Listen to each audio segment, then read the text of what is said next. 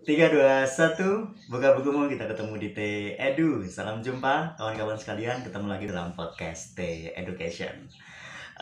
Hari ini berbeda, kawan-kawan sekalian, saya ada di padepokannya Pak Aris Hardinanto. Beliau adalah rekan saya di Fakultas Hukum Trunojoyo Madura. Kawan-kawan yang mahasiswa Fakultas Hukum pasti kenal dan pasti tahu dengan beliaunya ini, pengajar dan penggagas mata kuliah Hukum dan Teknologi Informasi.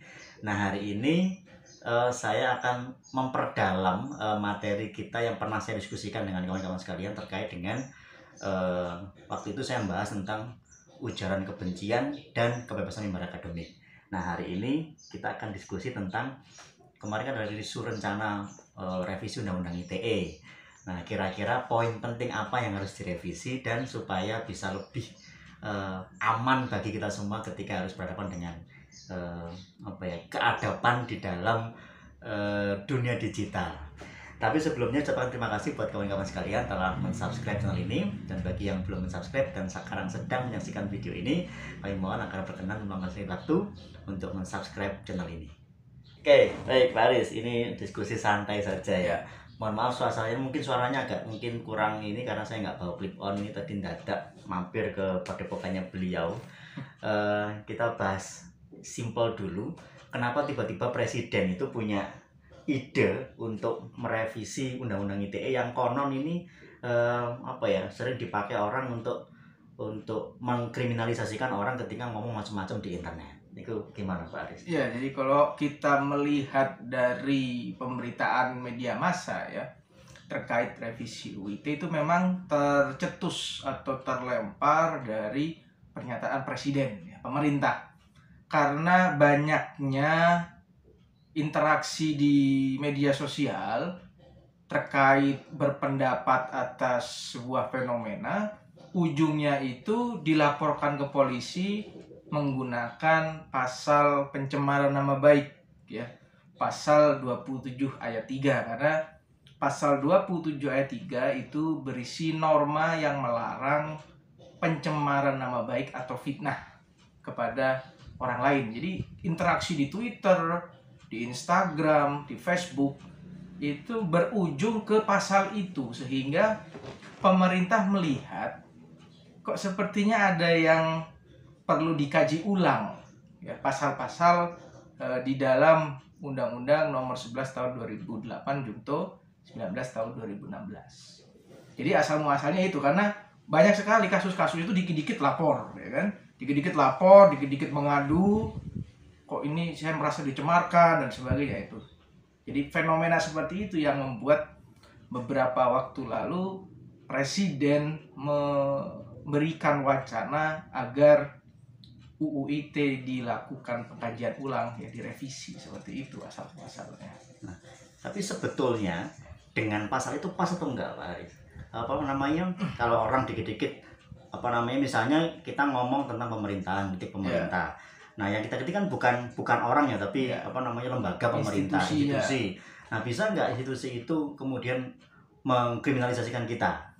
Kita dilaporkan karena telah mencemarkan Polri misalnya atau presiden misalnya, itu sebetulnya bisa nggak secara teori di hukum pidana itu? Kalau dari hukum pidana ya, kita perlu tahu bahwa ketentuan di dalam KUHP memang ada yang membahas masalah fitnah, pencemaran nama baik, itu ada klasifikasinya, ada kaliber-kalibernya ya.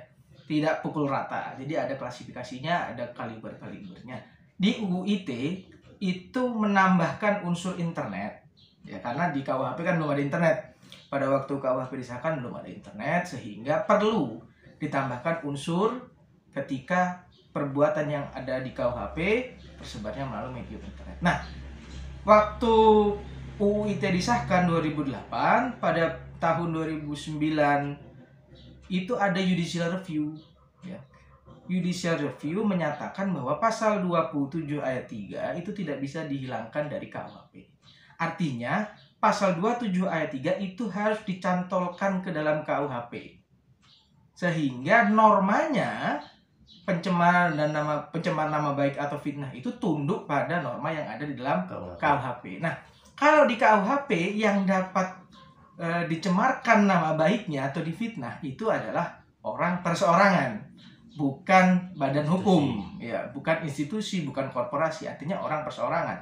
Sehingga makna pencemar nama baik di dalam UU ITE ya karena konsekuensinya harus dicantolkan kepada KUHP, maka hanya orang perseorangan.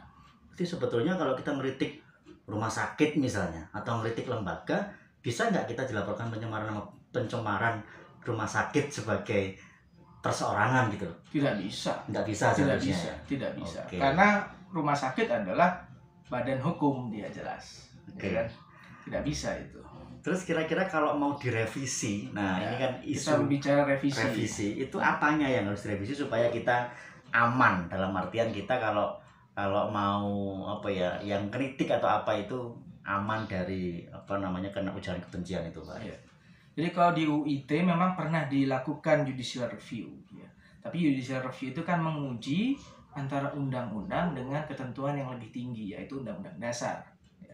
Nah, tetapi meskipun itu sudah diuji dan ada putusannya bahwa normanya tidak bertentangan dengan undang-undang dasar, tetapi dari sisi hukum pidana, ya, kalau kita bicara dari sisi hukum pidana, itu memang ada yang disebut dengan masalah yuridis. Ya. Masalah yuridis itu antara UU ITE dibandingkan dengan KUHP sebagai lex generalis. Ya. KUHP menyebut kejahatan, tindak pidana itu ada kejahatan, ada pelanggaran, ya kan? Sedangkan di UU ITE tidak ada klasifikasi seperti itu, ya kan? Lalu kaliber pencemaran nama baik, fitnah. Di KUHP itu jelas ada pasal 310, pasal 311, artinya ada bobot-bobotnya. Ya kan? Sampai penghinaan biasa, penghinaan ringan, sampai penghinaan orang yang sudah meninggal pun ada di dalam KUHP. Dan itu bobotnya beda, pidananya beda. Ya kan? Tetapi ketika masuk di UU ITE itu kok jadi sama semua. Ya kan?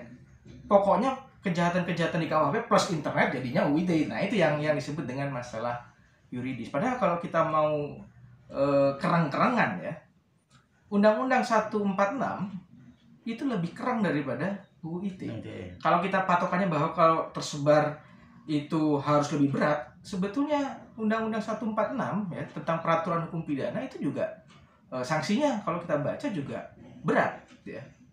Nah, ternyata UU ITE juga tidak seperti itu pada kenyataannya, makanya tahun 2016 direvisi ya kan.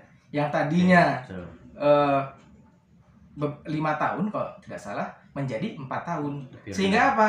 Sehingga orang tidak ditahan, ya kan? Maksudnya kan seperti itu, ya kan? Aturan minimal penahanan ya. Penahanan secara objektif, ya kan? Ya. Secara objektifnya ternyata 4 tahun supaya tidak ditahan karena pada waktu itu dikhawatirkan pasal ini memberangus kebebasan berekspresi, ya kan? Orang bisa ditahan.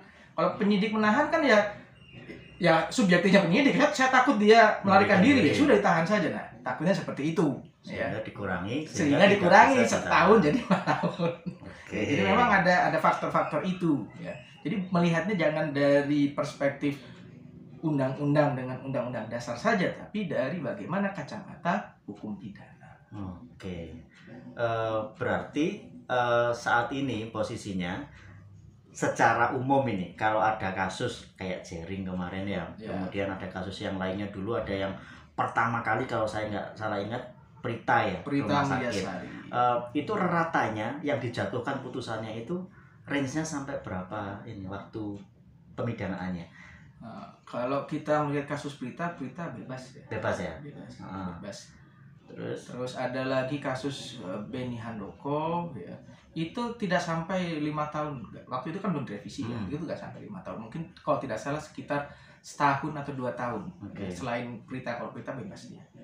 Lalu yang kemarin kalau Jering itu pasal 28 ayat 2 dikenakannya karena nah ini juga menarik kalau Jering ini kita bahas.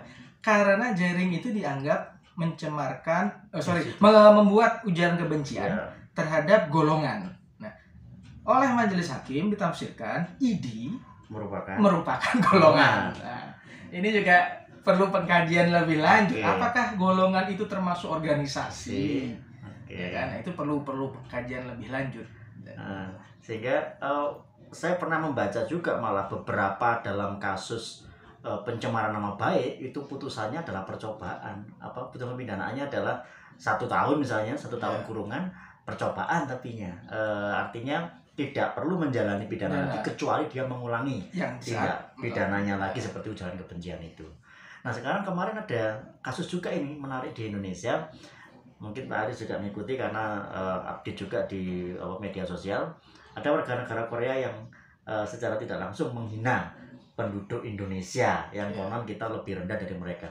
Nah kalau seperti ini bisa nggak warga negara asing itu dituntut karena telah menghina di internet ya, menggunakan ujaran kebencian terhadap sekelompok, dalam hal ini ras atau suku masyarakat Indonesia, dihina atau dicemarkan atau dihina bentuknya ya sama warga negara lain, bisa nggak kita menuntut mereka warga negara asing ini?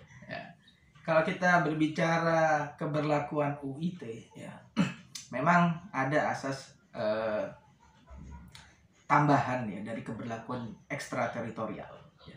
Tetapi kita perlu tahu juga karena penduduk kita yang ada di Indonesia istilahnya dihina oleh orang yang berada di Korea, ya otomatis keberlakuan UIT kita tidak sampai ke sana. Tidak sampai ke sana. Ya, tidak sampai ke sana. Sehingga kalau kita berbicara apakah bisa mereka dituntut si orang Korea, tentu saja berdasarkan keberlakuan KUHP tidak bisa. Tidak bisa, ya kan? Karena posisinya teritorial dia ada di negara dia sendiri. Ya, kecuali orang Korea itu ke Indonesia, ya kan? Melakukan itu di situ, baru kita bisa memproses. Ya. Nah, yang menjadi catatan juga ya, kita kembali ke 27 ayat 3. Bahwasannya pasal 27 ayat 3 itu termasuk telah delik. Ya. Kalau kita berbicara telah delik berarti untuk dilakukan proses harus ada pengaduan dulu. Oke, betul. Ya. Nah, siapa yang melakukan? Nah, siapa ya kan? Nah, misalnya saya menghina Pak Tholib.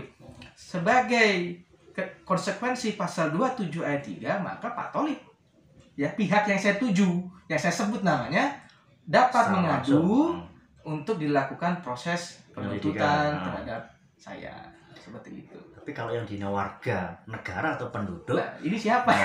Apakah satu orang terhina ini merepresentasikan seluruh penduduk Indonesia? Nah ini kan juga tidak tahu ya. Snapdog artinya, nanti snapdog paspor Toto itu. Nah ini kemarin banyak ini yang juga rame ya.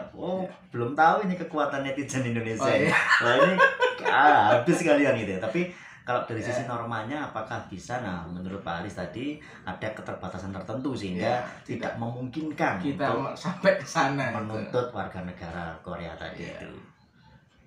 Oke, jadi itu tadi ya beberapa isu menarik terkait dengan ujaran kebencian, terkait dengan pencemaran nama baik melalui media sosial, termasuk cakupan dan sampai sejauh mana sih undang-undang ini bisa mengcover atau melindungi kita, atau malah justru akan menjerat kita dengan ujaran kebencian itu. Nah ini mungkin ada tips mungkin dari Pak Aris karena beliaunya ini expert di bidang teknologi informasi ya, sehingga apa sih yang harus kita persiapkan atau harus kita antisipasi supaya kita berhati-hati lebih ekstra ketika kita berurusan dengan dunia digital atau keadaban digital ini, kira-kira apa yang harus kita persiapkan? Menurut Pak Aris apa yang disiapkan Pak Aris? Ya, sebagai tips ya untuk tidak terkena jerat ya, pasal ujaran kebencian ya. Yang pertama tentu kita harus tahu ya, kita itu ingin